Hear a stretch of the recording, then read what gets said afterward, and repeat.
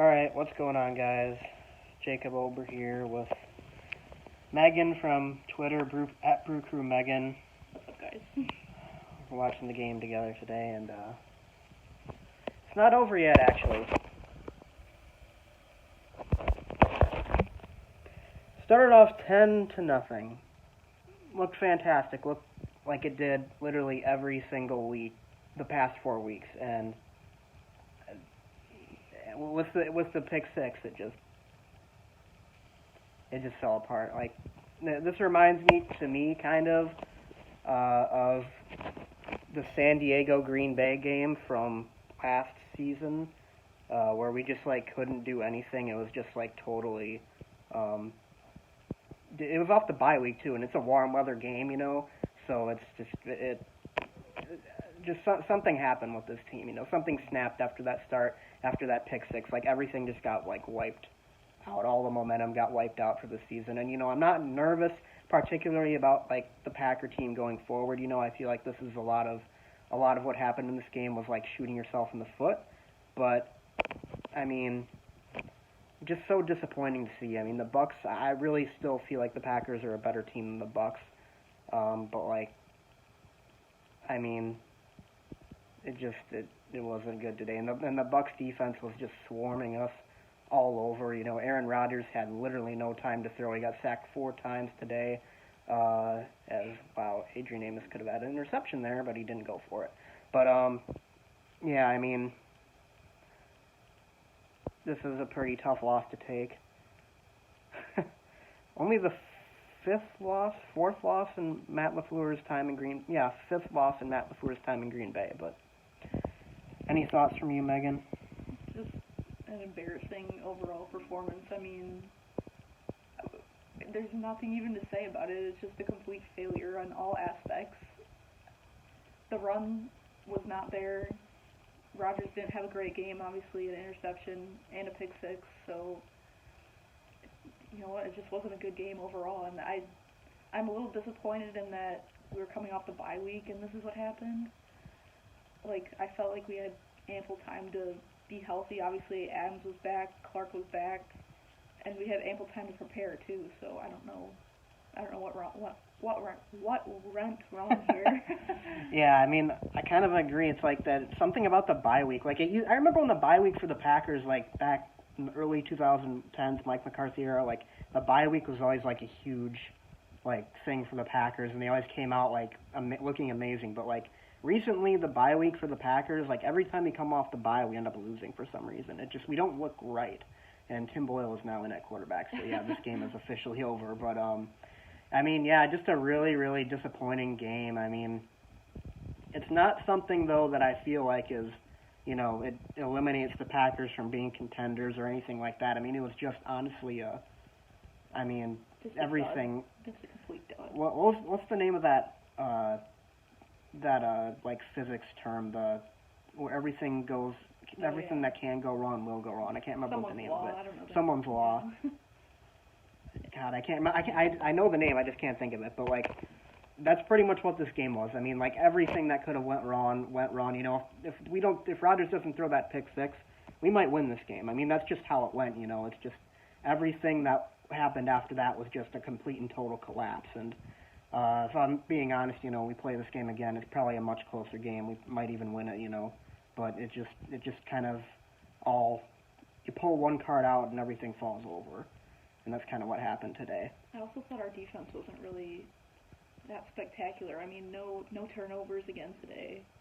It just, not coming up when it counts. And that pass interference call in the end zone, that was pretty much the last straw, I would say, was, I don't remember who was on the coverage, but he didn't turn. Oh my God, he just fumbled the ball. But no, he did turn around, and that's just something that really bothers me is when it's that's something you learn in middle school. I was just saying this when we were watching, is you turn around and you look at the ball and you make a play on the ball. So, I don't know, I think that was kind of the last straw, and again, we didn't really get any, pressure on Brady at all. We didn't make him feel like he was uncomfortable in the pocket, so, I don't know. Yeah, I mean, that's, the defensive performance overall, I mean, honestly, I'm not gonna say that they. I'll take away the 14 points. I'll say they only gave up 24 because of the pick six and then the interception right after that got the ball to them on the one. But it wasn't really a very inspired performance by the unit. I mean, I think they did okay against the run at least through the first half or so. But I mean, overall, it just was not something that was very pretty. The Packers had a couple opportunities. Actually, they had multiple times where Brady could have thrown an interception, and they just were not looking for the ball or didn't catch the ball. It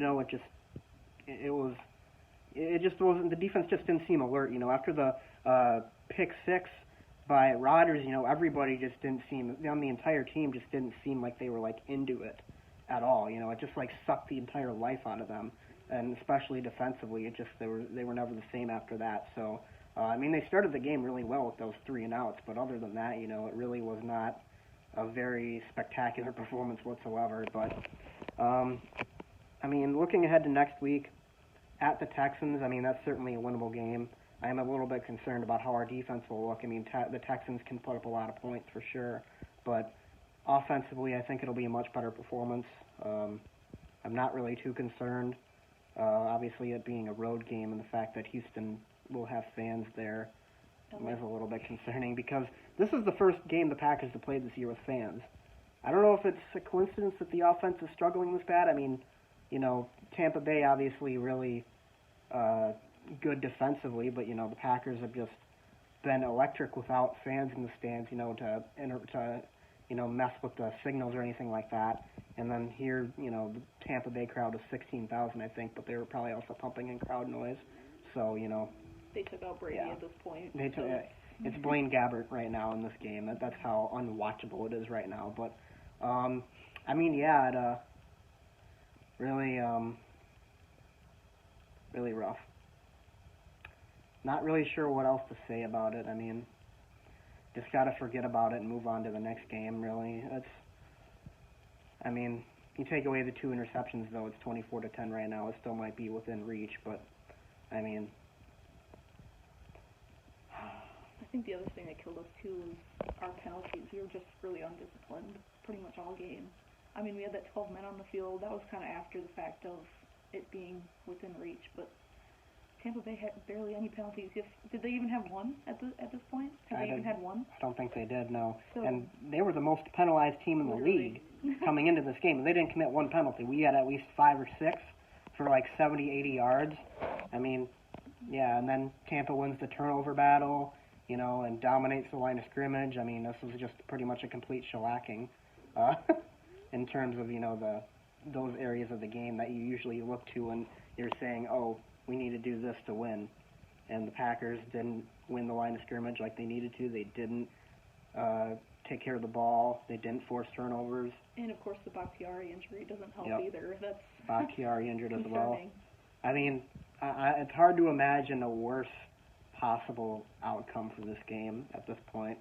Like, I was expecting this game, if this was going to be the final score, I would have thought it would be the Packers winning it by this margin, but, well, nothing you can do about it now. Just have to forget about it and move on to the next one. The Packers are still, in my opinion, the best team in the NFC at least, and, I hope that they can recover from this and learn from their mistakes, and, every team needs to face some adversity at some point, so.